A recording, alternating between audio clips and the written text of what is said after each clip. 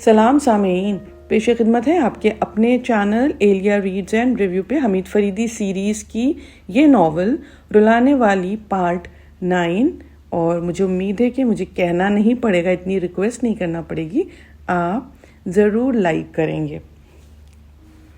یہ کون ہے؟ اس نے حمید سے پوچھا، اشارہ اس کا فریدی کی طرف تھا۔ دوڑ کے پوچھ کے آؤں؟ کمال کرتے ہو۔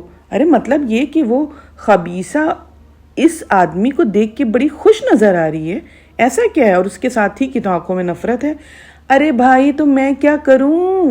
حمید روح ہانسی آواز میں بولا، کوئی میں نے ٹھیکہ لیا ہے کیا سارے زمانے کا؟ اب تم اپنا موڈ ٹھیک کر لو ورنہ میں چلی جاؤں گی۔ صفورہ کو غصہ آ گیا تھا۔ حمید نے طویل سانس لی اور خاموشی سے اس کی آنکھوں میں دیکھتا رہا، اور پھر سوچا کہ وہ اس کی آنکھوں میں دیکھنے کے لیے تو یہاں نہیں آیا تھا۔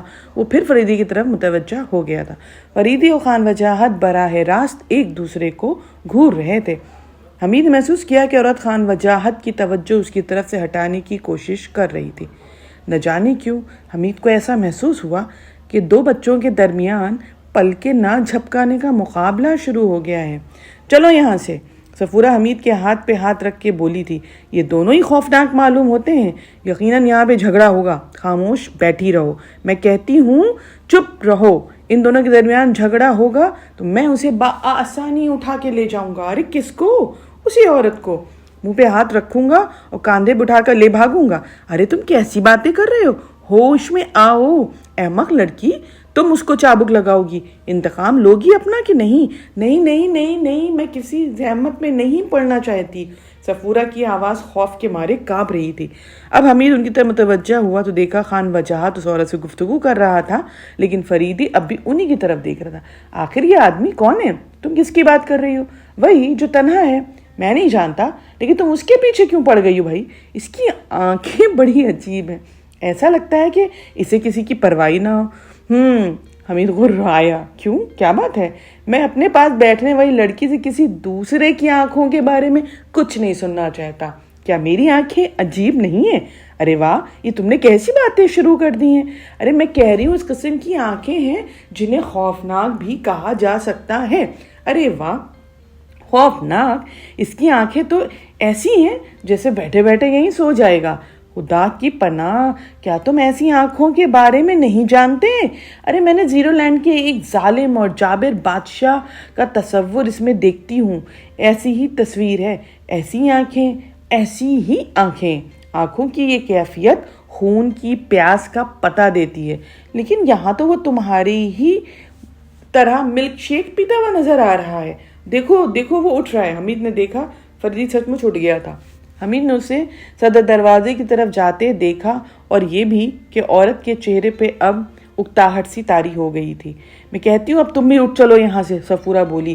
ہم آخر اس کی قیام گاہ کا پتہ لگا کے کریں گے کیا؟ ارے میں نے آج بڑی محنت کی ہے، بہت وقت برباد کیا ہے، کچھ نہ کچھ تو ہونا چاہیے۔ ارے چھوڑو بھی، تم نے مجھے شہر کی سیر کرانے کو کہا تھا کہ بھول گئے؟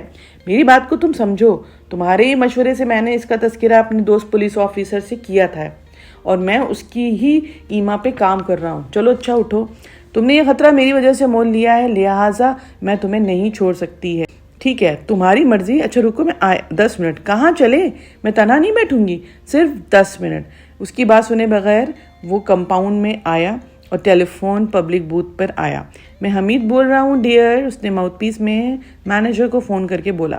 او آداب بجا لاتا ہوں جناب، آپ کے مہمان بڑے خوش ہیں، کہ یہ کوئی اور خدمت؟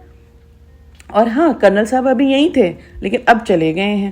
ارے بھائی مجھے ان سے کوئی دلچسپی نہیں ہے، تمہیں تھوڑی تکلیف دوں گا۔ تمہاری گاڑی جو ہے غالباً پارکنگ شیڈ میں ہے، موجود ہے، بس اس کی کنجی اندر ڈالو اور شاید میرے مہمان اسے کچھ دیر کے لیے استعمال کریں۔ مگر جناب، اگر مگر نہیں، میری ذمہ داری ہے۔ بہت بہتر جناب۔ حمید واپس سے ڈائننگ ہال میں آ گیا تھا اور اس نے اس عورت کو وہاں سے اٹھتے ہوئے دیکھا تھا۔ وہ صفورہ کو لے کے باہر آ گیا تھا۔ تم پتہ نہیں کیا کرنے جا رہے ہو؟ وہ بوڑھی تھی، کچھ نہ بولے اور کار میں بیٹھ کے آخر حمید نے گاڑی کو سٹارٹ کر دیا تھا۔ ارے ہم تو غالباً ٹیکسی سے آئے تھے، کس کی گاڑی ہے؟ صفورہ بوکھلا کے بولی تھی۔ پولیس آفیسر نے اپنی گاڑی ہمارے لیے بھجوا دی ہے۔ اب وہ خان وجاہت کی گاڑی کا تعاقب کر رہا تھا۔ وہ دونوں کیا ہم ان کا پیچھا کر رہے ہیں؟ تم اب خاموش رہو تو بہتر ہے، حمید غرایا۔ ارے لیکن حمید نے اس ارے کا کوئی جواب نہ دیا. وہ کان کھا رہی تھی اس کے اتنی دیر سے. اب خاموشی رہتی تو اچھا تھا. پتہ نہیں وہ ڈر گئی تھی یا بوریت میں محسوس کر رہی تھی، لیکن اب کچھ بولی نہیں تھی. وہ شہر کی سڑکوں سے گزرتے جا رہے تھے. پچھلی رات تمہیں نیند آ رہی تھی جس کی بنا پہ آج میں اس حال کو پہنچ گیا. کیا تمہیں ابھی بھی نیند آ رہی ہے؟ حمید نے اس سے پوچھا تھا. ہاں. تم بالکل بھی سونے کی کوشش نہیں کرنا. پلیز مجھے میرے ہوٹل تک پہنچا دو. قبل اس کے کہ حمید کچھ کہتا، ایک زوردار دھماکہ ہوا اور اگلی گاڑی کی ڈکی سے دھواں نکلنے لگا تھا. آس پاس کئی چیخیں تھیں. پھر افراتفری مچ گئی. حمید کے اوسان بحال تھے. وہ اپنی گاڑی آگے نکالتا چلا گیا تھا. اس خوبصورت داستان کو آگے کنٹینیو کرتے ہوئے آپ سے گزارش ہے کہ پلیز ابھی بھی لائک نہیں کیا ہے، کیونکہ آپ لوگ نہیں کر رہے ہیں تو پلیز کر دیجئے. اور آپ ہمارا چینل یقیناً سبسکرائب کر چکے ہیں، اس کے لیے دل سے شکریہ.